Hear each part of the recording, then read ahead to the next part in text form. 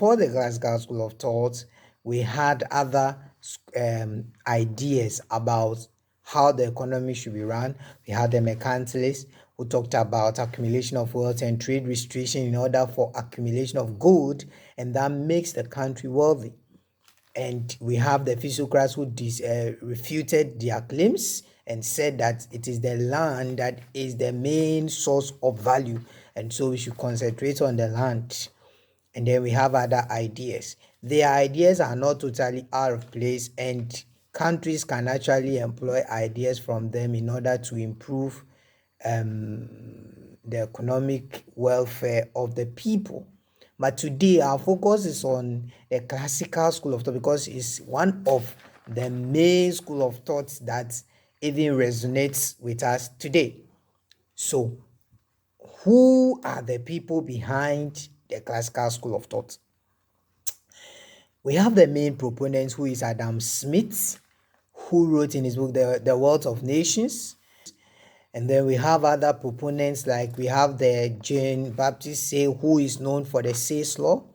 We have Reverend Robert Malthus, who is mainly known for his population theory and food production. Then we also have David Ricardo. We have Jeremy Bentham. We have John Stuart Mills. We have Karl Marx. Karl Marx is very famous and is popularly known as the false prophet. Now, the classical school of thought's main idea about how the economy should run is that it should run on the invisible hand. On the what? Invisible hand.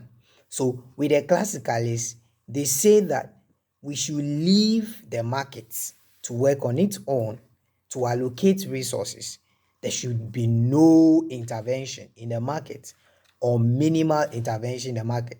So their proposition was that there should be minimal government intervention where government does not directly interfere in the market, but government should just be involved in providing social amenities.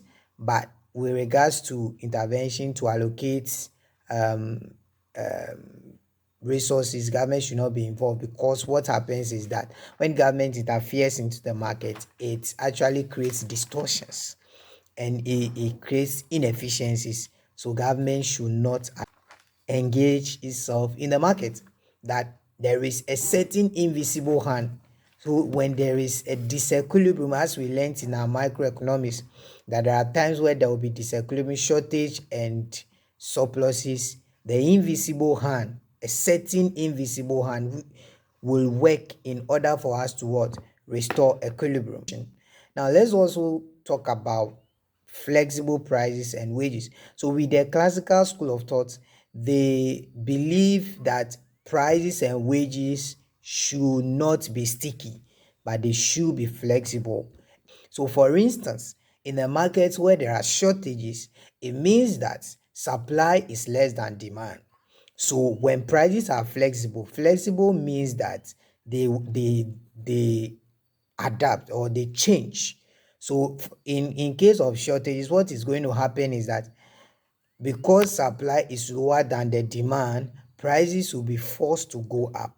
And when prices go up, the law of demand will cause demand to fall, and then equilibrium is restored. So that is their main idea, that if prices are flexible, if wages are flexible, then the working of the invisible hand is going to restore equilibrium and make efficient allocation of resources. And they also believe in full employment, that all resources are employed fully and there are no unemployed resources like land, like labor, like capital. They are all fully employed in the long run. And they said that in the short run there may be unemployment situation, but it will be resolved in the long run. So in the long run, we don't have unemployment. We always have full employment. They believe that unemployment situations are just short run phenomenon and they will be resolved in the long run. The classicalists believe that supply creates its own demand, and this is popularly known as the sales law.